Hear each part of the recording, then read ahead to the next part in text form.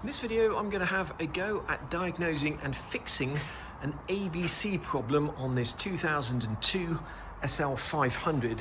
The problem is that there's a red ABC light on the dash, and this car is sitting down low and won't respond to the up and down button. There's a couple of things to note about the ABC suspension on these cars. When you have a red light on the dash, that basically means that the system has detected a problem and is locked down. So you're not going to be able to use the up and down button to move the car up and down. You're going to need to find out what the problem is and fix it.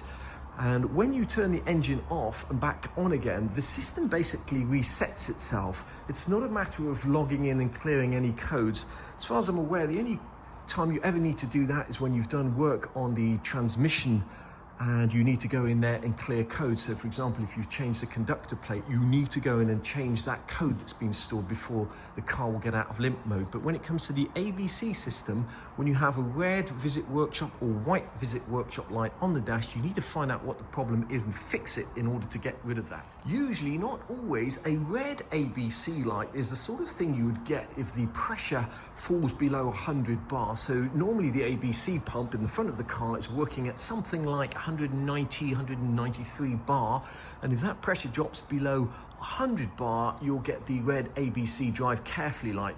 And you might see that red light flash on if you go over bumps, or you might see it flash on occasionally, which is generally a sign, not always, but generally a sign that either your front or your rear accumulators have blown and it's time to change them. So we're going to be checking out whether there's a problem with the accumulators on this car. We're going to be hopefully taking out the valve block and changing the seals, because when I scan this car, it's showing that the car has a problem with both the right and the left suspension solenoids on the valve. What is quite strange about this particular fault is that when you go in with a scanner, the car is actually showing that the pump has plenty of pressure, and if the pump had plenty of pressure, you wouldn't generally assume that there'd be a red ABC light on. You would assume that the actual suspension would lift and fall. Normally the red ABC light on permanent is a sign that your ABC pump is faulty, and those ABC pumps can go bad for a number of reasons. Either the seals inside them are leaking and the pump's not creating enough pressure, or the springs that operate the pistons are broken, and in which case you're not getting enough pressure, or simply that the screens inside the pump are clogged because you've never changed the fluid and therefore you're not getting enough pressure. But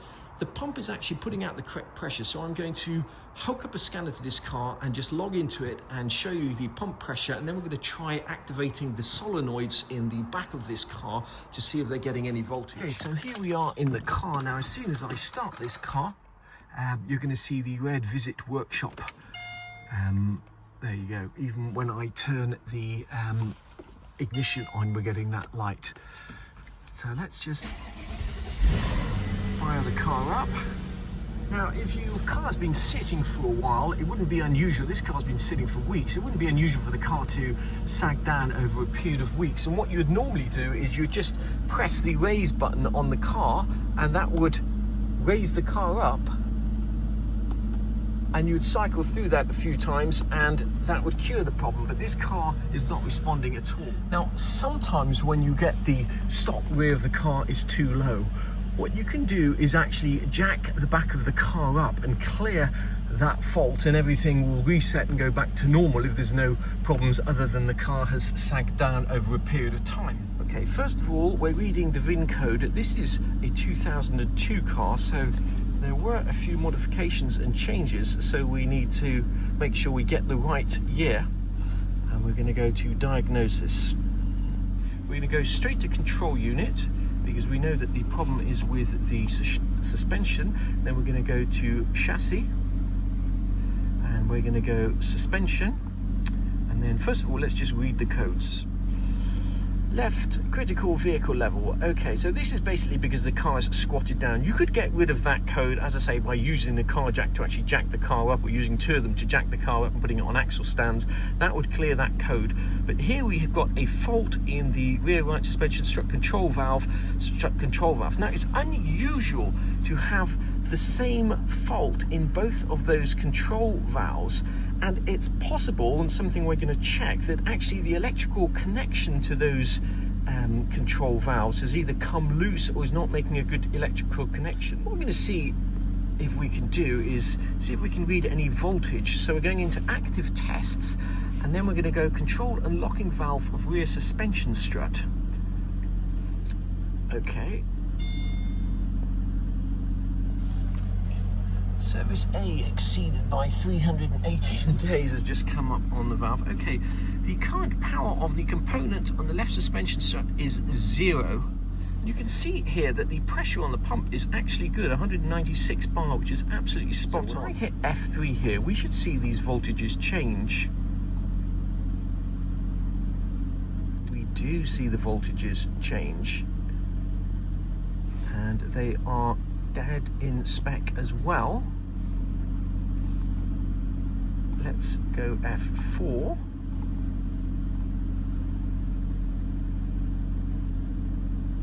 Okay, I'm not seeing anything on F4. Go F5. Nothing on F5. F6. F7.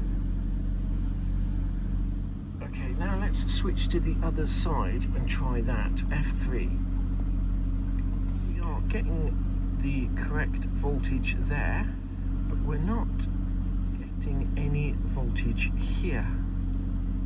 So just to reiterate, on the left side, that voltage is fluctuating from 9.8 volts down to 0.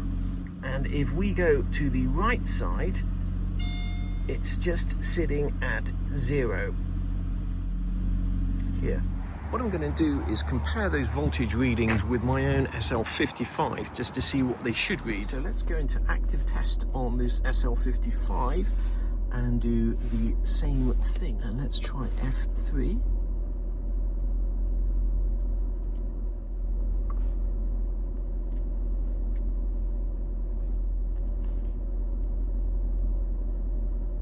Let's try that on the other side.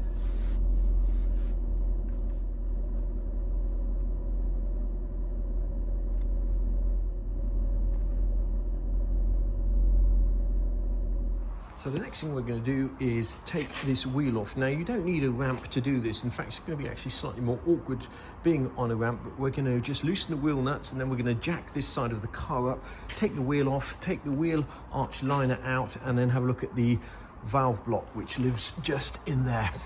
Just as a small aside, this car has a locking wheel nut, and it's really important that you don't ever use an impact gun on a Mercedes locking wheel nut. You will ruin it. And that's exactly what happened to my SL55 when I took it to a garage to change the tyres, and then it's quite expensive to get a new set of wheel nuts and to actually get the old locking wheel nut off. Once you've got the wheel off, there are 4 plastic nuts, 1, 2, 3, 4, and 1 Torx underneath here, screw that needs to come out. And then there's some of these little Mexican hat fittings. You pop the outside out first and then the inside out. If you try and get all of it out in one go, you won't be able to. So there's 5 of those along here. So once you've got the outer out a little bit, you can use a trim removal tool just to wedge that part there out. And then once that is out, the whole thing Once you've got everything loose, you need to be quite careful with this, because these can be extremely brittle and they're quite easy to tear and crack. So if you live in a hot climate, these tend to dry out and crack, but they're also quite easy to tear. So if possible, just use a trim removal tool to get these out rather than ripping them with your hands. For some reason, these rear ones are always much harder to get out, and in fact sometimes I've actually had to go and drill slightly bigger holes to put them back in. So just be patient and try not to rip the fender lining. Undo this last screw. Well, we got the wheel arch liner out without breaking it, starting from this end here, but we have made a small discovery. Take a look at this. Can you see inside there? There's a telltale sign of an acorn down there, and there's a little nest in there, a little squirrel's nest or something like that.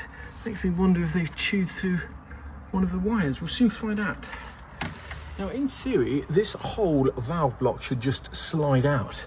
We undo that nut there, and there's a little slide here, and the whole caboodle should slide out. Sometimes you need to undo this bracket here, and that bracket is held on by a nut just there. Just cut this cable tie here, just to move this wire out of the way a little bit to give us better access to that little bolt in there.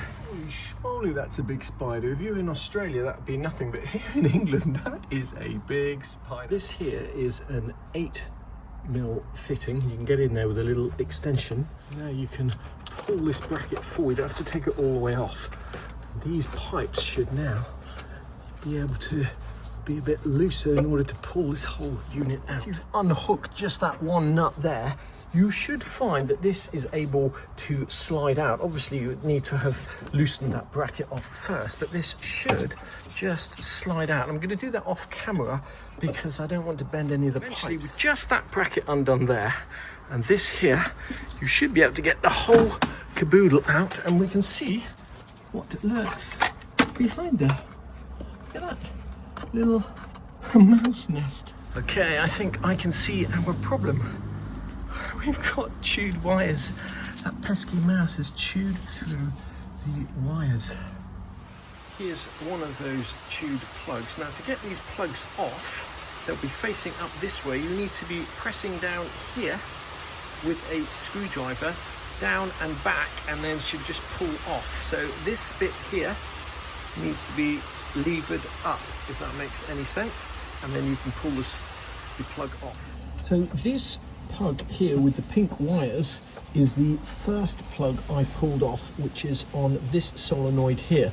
Obviously the solenoid below, which is a little bit trickier to get to, has got the same issue.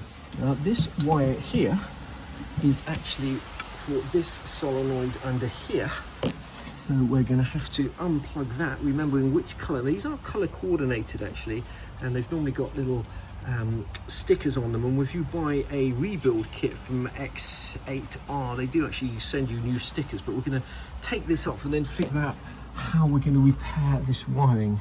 Now, it is quite easy to break these plugs, so just be careful when you do it. So this one is going to be a lot easier to repair because there's a lot more wire here. Got a couple of choices when it comes to fixing these wires. The best way to do it would be to actually solder them back together, but that's a little bit difficult to do in the context of this job because there's not much room in there. The other thing you could do, which I definitely wouldn't recommend doing, is using these kind of fittings here, crimp fittings. What we're actually going to be doing is using some Wago clips and some tape and some shrink wrap around the bottom parts of these wires, and that should do the job. What we'll do eventually is actually just source a bit of this wiring loom and chop it out and join it further up. But as a temporary roadside repair, this is how we're going to do it using Wago clips. Just going to clean up the end of these wires, give us some nice clean wire to clip. You just need to remember when you're clamping these back together that one of these wires is blue, one is blue with a black stripe, and similarly one is pink and one is pink with a black stripe. You need to make sure that you join the right wires. Got a little bit of shrink wrap just on the bottom of those wires. We just need to heat that up now and make that look neat. Before you put the shrink wrap on, just remember which is the black stripe. As you look at the top of the plug, it's the one on the left. There we go. Now hopefully there's going to be enough wire in order to let us join this. I'm just slightly concerned if you zoom in there that we're one or two wires short. Hopefully that will not affect the resistance and the operation of the solenoids, but we'll soon find out. I'm just going to test that these actually are long enough, and then I'm going to wrap electrical tape around these connectors here just to protect them from the elements. So I've just loosely connected these plugs here. You can see there's that one is on fine and this one here is on fine. So now I'm going to just tidy that up with some electrical tape. There we go, we've got that wrapped in electrical tape. Now ideally you want to use cloth electrical tape because it's non-adhesive, but I don't have any to hand and this will have to do for the time being. I just got to click those in and put everything back together and then test this. The tricky bit is often sliding this back into the groove. So once again, I'm going to do that off camera because it takes some wiggling around. By far the most difficult thing so far has been to get that plastic slider back in the rails to slide this back in. Wow, that took some doing to get that slid back in there. But we got there in the end. It is possible. It just takes a little bit of effort. Now we're just going to clean out the rest of this mouth's nest. Next thing we have to do is get this bracket back on. Just pop that back in there. And this bracket hooks in. I don't know how well you can see it. It just hooks in there and then hopefully fits over. What would be a good thing to do at this point is to actually put this bracket in a rust bath. It's pretty awkward to get over there. It needs to slip under this electrical cable. So once again, I'm going to do that off camera. It makes sense while you're doing any work in here to actually change this accumulator here. And you can get these from Corteco. They cost about £150 each is the cheapest that I've found them. And they arrive pretty quickly. So they're both the same, one in the front and one in the back. Definitely worth changing those if you haven't done that before. I'm not actually going to do that in this particular case because it's not my car and I can use this on my car. But if this was my car, I would be changing that as well. Also worth pointing out that if you are doing any work on the hydraulic suspension, to make sure it's depressurized first. That is the bleed valve there. Obviously if the car's sitting on its haunches, it will be depressurized anyway. And there's two ways of getting the valve block out. You can either just push these things up here with either a special tool or 14mm spanner. We can take the whole thing out and unbolt them there. Sometimes these are too rusty or you can't actually get them to move, so people unbolt them from the actual valve block. We got the wheel arch liner in. It's best if you line these holes up first with the nuts, and then of course don't forget the Torx screw that goes under there. Now let's get the wheel back on and test this. So now the moment of truth. I'm just going to turn the car on. Let's see if we still get the red ABC warning light.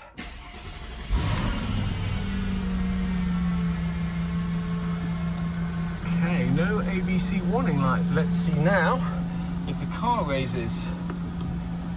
Whoa, yep, that certainly is raising now. Yep.